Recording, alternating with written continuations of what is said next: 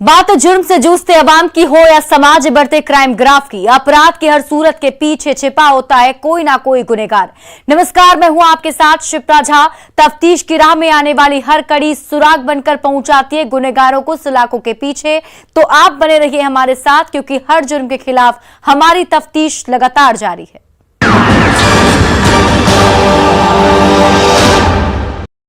अररिया के रानीगंज के रहने वाली आरती और उसके आशिक छोटू की कहानी तो आपने सुनी ही होगी और देखी भी होगी, जो अब तक सुर्खियां बटोर रही है। ये हम इसलिए बता रहे हैं क्योंकि एक बार फिर से प्यार के दुश्मनों ने एक और छोटू को सूली पर चढ़ा दिया। इस बार मोहब्बत में एक खौफनाक वारदात राजधानी पटना में घटित हुई, जिसके बाद से छोटू और आरती की प्रेम कहानी फिर से चर्चा का विषय बन गई है और लव ट्रायंगल में छोटू की जान चली गई, जिसके बाद से लोग कह रहे हैं कि अररिया के बाद आशिकी में मारा गया पटना का छोटू।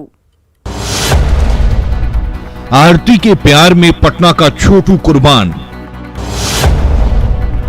मोहब्बत के दुश्मनों ने ली छोटू की जान। आशिकी में एक और छोटू की जिंदगी खत्म।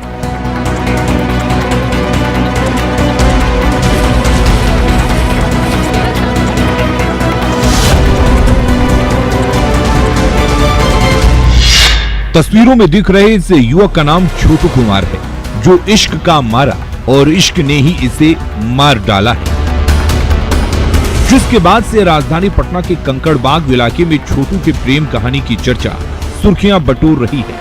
ठीक वैसे ही जैसे अररिया के रानीगंज के रहने वाले छोटू और आरती की लव स्टोरी सुर्खियों में थी, अररिया में भी आरती के प्यार में छोटू कुर्बान हुआ था। इस बार पटना में प्यार के दुश्मनों ने छोटू की पीट कर जान ले ली है, जिसके बाद से सनसनी फैली है और मोहब्बत के दीवानों के दिल की धड़कनें तेज हो गई हैं। जिसके बाद पुलिस ने कार्रवाई करते हुए हत्या में शामिल आरोपी को अरेस्ट किया है, जिसका नाम विकास है। वहीं छोटू की प्रेमिका ने भी थाने पहुंचकर 164 का बयान दर्ज करा दिया है और अपने भाई चंदन और उसके दोस्त पर हत्या का आरोप लगाया है, जबकि गिरफ्तार आरोपी विकास अपने आप को बेगुनाह बता रहा है और कह रहा है कि अमन और चंदन ने छोटू की जान ली। अमन और चंदन जी, हमको फंसाया जा रहा है सर, हम नहीं मारे हैं सर। इसके दावों में कितनी सच्चाई है, पुलिस उसकी जांच कर रही है और छोटू के असली गुनहगार की गिरफ्तारी को लेकर जगह जगह छापेमारी कर रही है। बताएंगे खूनी मोहब्बत की पूरी कहानी, लेकिन उससे पहले आरोपी विकास ने जो कुछ कहा है वो सुन लीजिए। आखिर कौन मारा? अमर चंदन मारा है सर। अमर और चंदन जी, हमको फंसाया जा रहा है सर, हम नहीं मारे हैं सर। तो सीसीटीवी में तो तुम भी दिख रहे हो। सीसीटीवी सर हम छुड़ा रहे हैं सर, सीसीटीवी हम छुड़ा रहे हैं, आप अच्छे से जांच करिए सर। अगर हम मारते तो थाना में सर हम नहीं आते, भाग जाते सर। अच्छा, घटना क्यों हुई? घटना सर छोटू और आरती का सर प्रेम प्रसंग था, तो वही अमर देख लिया सर। तो अमर कौन है? अमर उस लड़की का भाई है सर, वही मारा है सर, हम एक हाथ नहीं छोड़े हैं। जांच बढ़िया से होगा तो हम बेगुनाह साबित होंगे सर। सुन लिया आपने, आरोपी विकास उर्फ विक्कू अपने आप को निर्दोष बता रहा है और कह रहा है कि छोटू और आरती का प्रेम प्रसंग चल रहा था। दोनों को एक साथ आरती के भाई ने देख लिया, उसके बाद वो अपनी बहन के प्रेमी का दुश्मन बन गया और उसे दबोच लिया। उसके बाद क्या, अपने दोस्तों के साथ मिलकर उसकी जमकर पिटाई की। छोटू को सभी ने तब तक पीटा जब तक वो अधमरा न हुआ। उसके बाद सभी उसे छोड़कर भाग गए। छोटू भी अपने घर वापस आ गया, लेकिन वो अगले दिन की सुबह नहीं देख पाया। छोटू प्यार के दुश्मनों के सामने जिंदगी की जंग हार गया। उसके बाद कंकड़बाग इलाके में हाहाकार मच गया, जिसे समझने के लिए वक्त के पन्नों को पलटना पड़ेगा।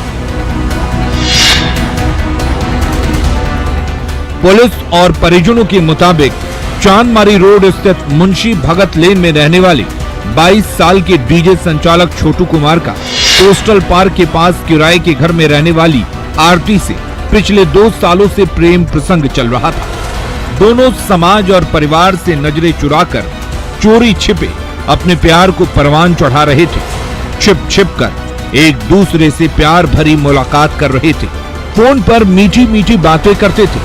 यही सिलसिला पिछले 2 सालों से चला आ रहा था। शनिवार की दोपहर करीब 3 बजे दोनों ने चिड़ियाघर घूमने का प्लान बनाया। और दोनों ऑटो में बैठकर जू का दीदार करने निकल पड़े।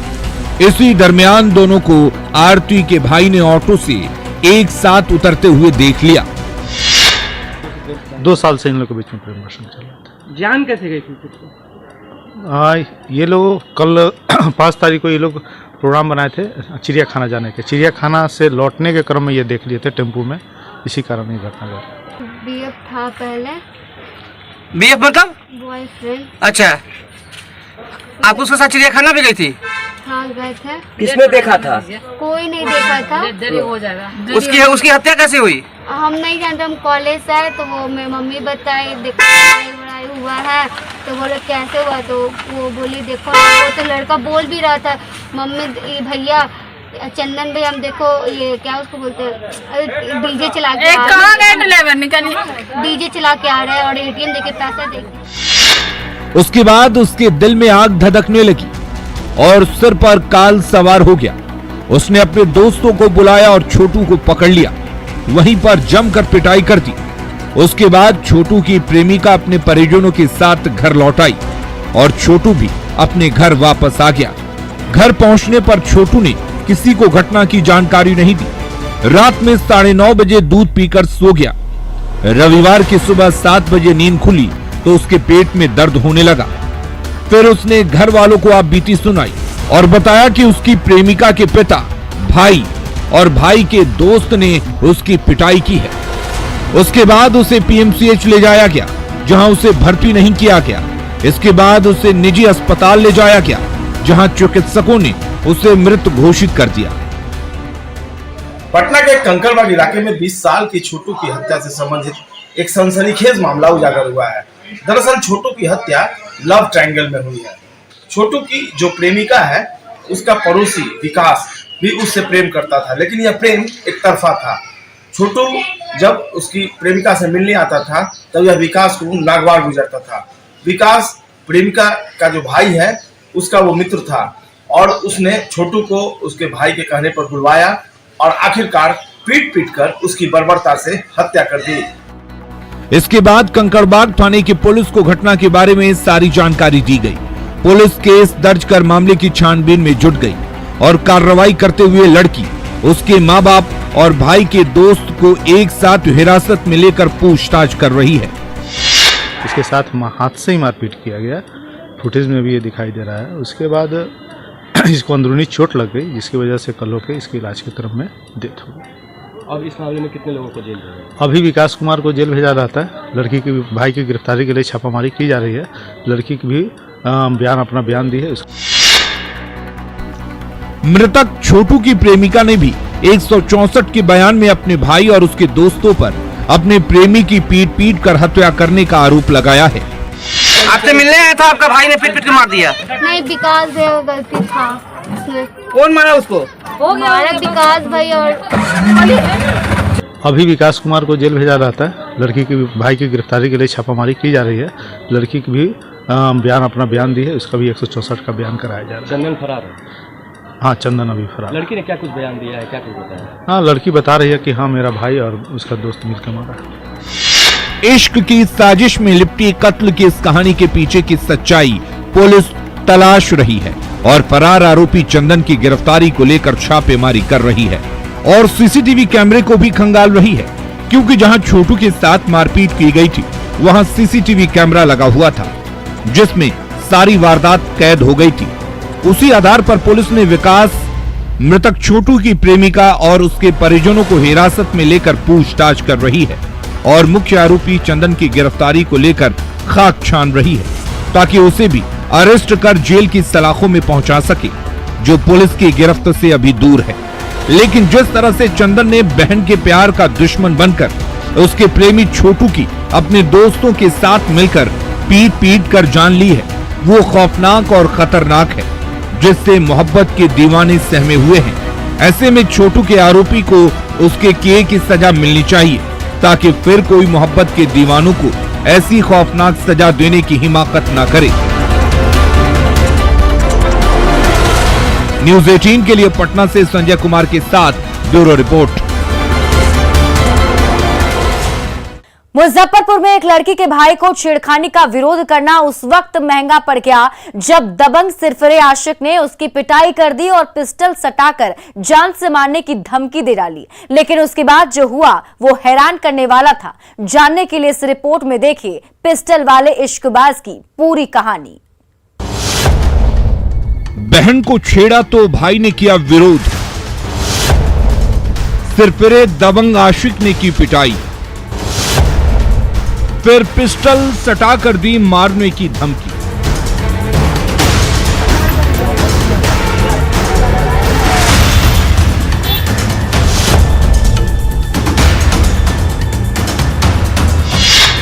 घर से बाहर लोगों की भीड़ और उस हुजूम में तफ्तीश करती पुलिस वालों की ये तस्वीरें मुजफ्फरपुर जिला के हत्था ओपी क्षेत्र की हैं, जहां एक युवक को अपनी बहन की छेड़खानी का विरोध करना उस वक्त महंगा पड़ गया जब दबंग सिरफिरे आशिक ने उसकी पिटाई कर दी और कमर से पिस्टल निकालकर जान से मारने की धमकी दे दी। हम लड़की और उसके परिजनों की तस्वीर इसलिए नहीं दिखा सकते क्योंकि मामला पीड़ित लड़की और उसके परिवार के सम्मान से जुड़ा है, लेकिन पिस्टलबाज इश्कजादे की पूरी कहानी बताएंगे। लेकिन उससे पहले पीड़िता ने जो कुछ कहा वो सुन लीजिए। किया था, धमकाया था से तुम नहीं बात करोगी तो तुमको यह कर देंगे, तुमको घर वाले को मार देंगे। तब हम जबरदस्ती कर रहे थे, हम आपसे बात नहीं करेंगे। बात करने के लिए दवा बना रहा था। हाँ, जो तुम कौन मुझसे लड़का बात था वो? करोगे।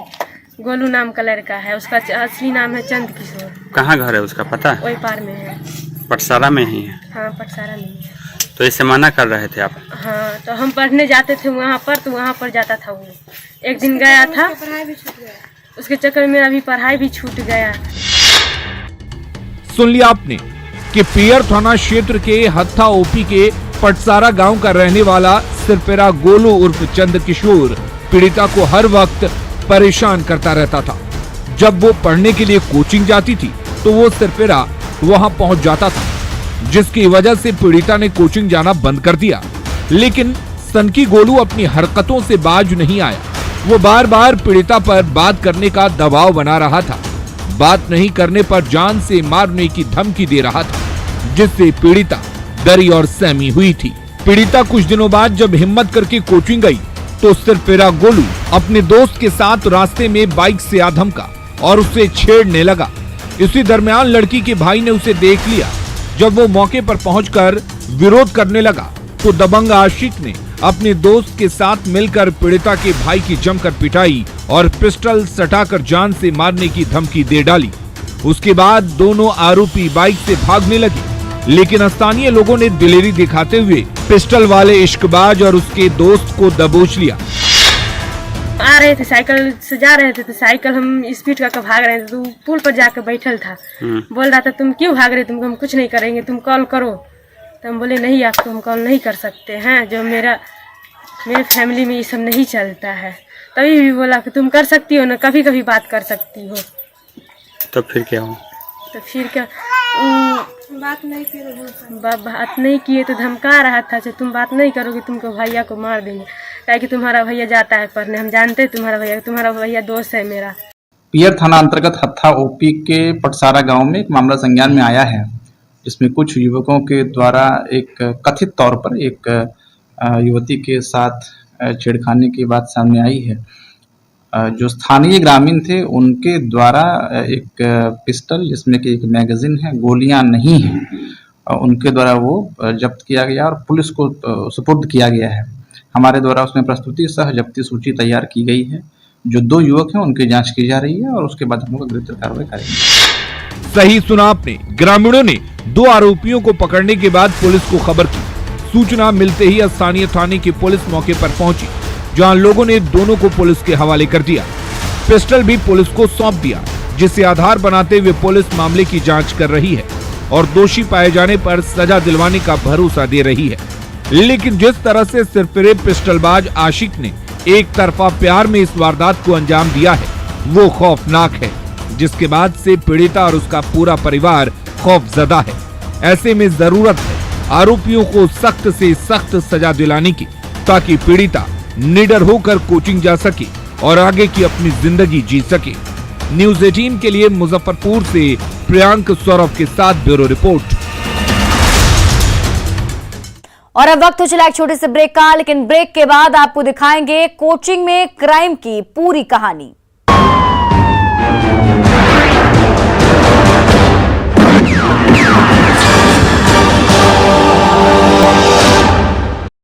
ब्रेक के बाद एक बार फिर से आपका स्वागत है।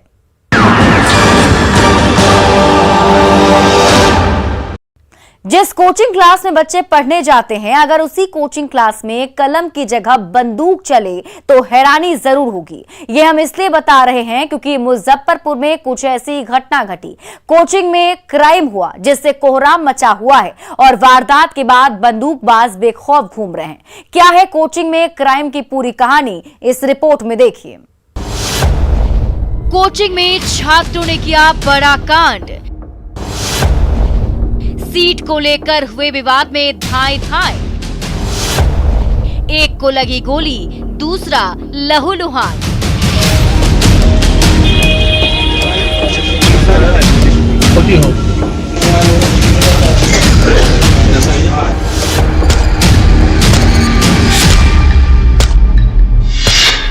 अस्पताल में खून से लथपथ, स्ट्रेचर पर दर्द से कराहते ये दोनों युवक एक कोचिंग के छात्र हैं, जहां ये पढ़ाई करने और कुछ बनने का सपना लेकर हर रोज घर से निकलते थे।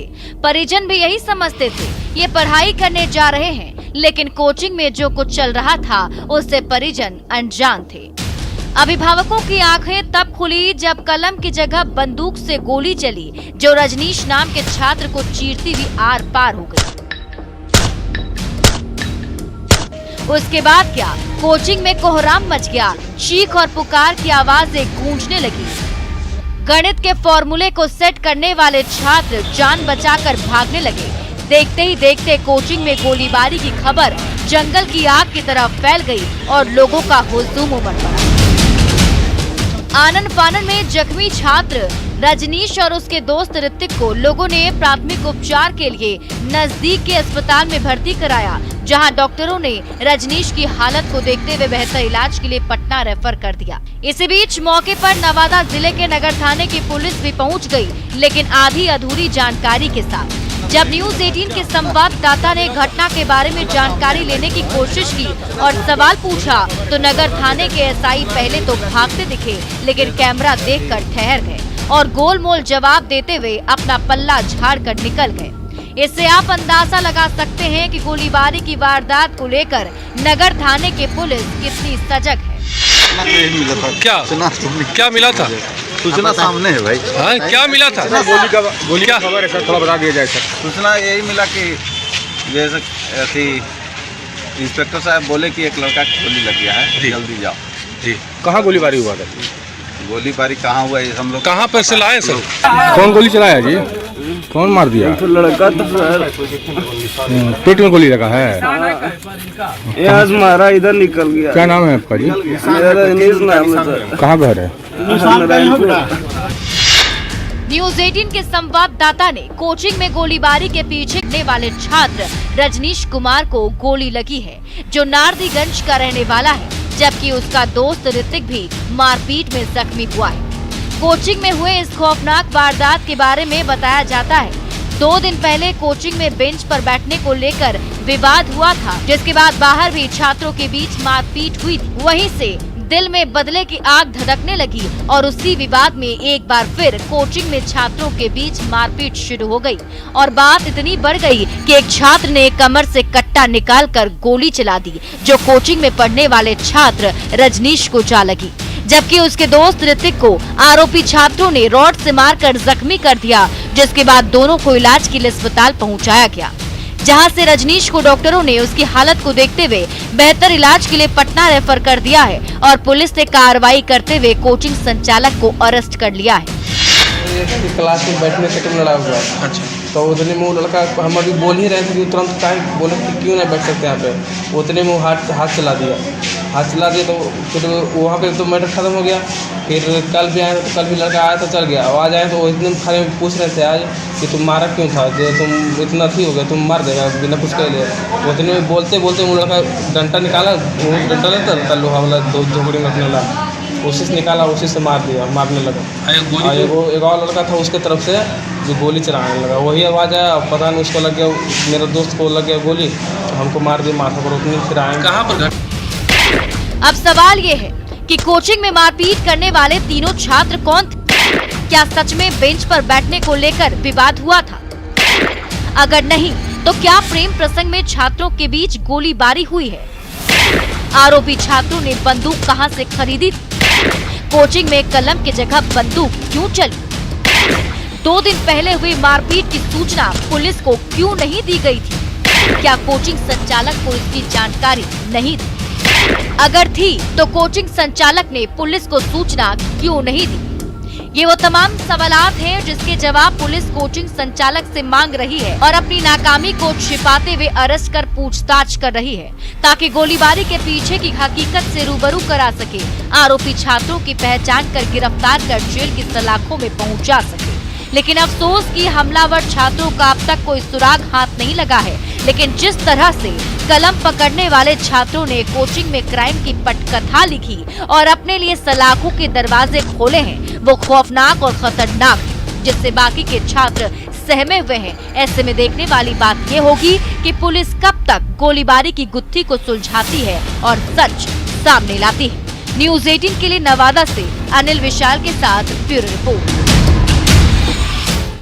तो अपराधी चाहे लाख शातिर हो, तफ्तीश की दिशा अगर सही है तो बच नहीं सकता कोई भी गुनहगार सलाखों के पीछे जाने से। तो पुलिस चाहे सोई हो, मुजरिम चाहे कोई हो, आप बने रहिए हमारे साथ, क्योंकि हर जुर्म के खिलाफ हमारी तफ्तीश लगातार जारी है।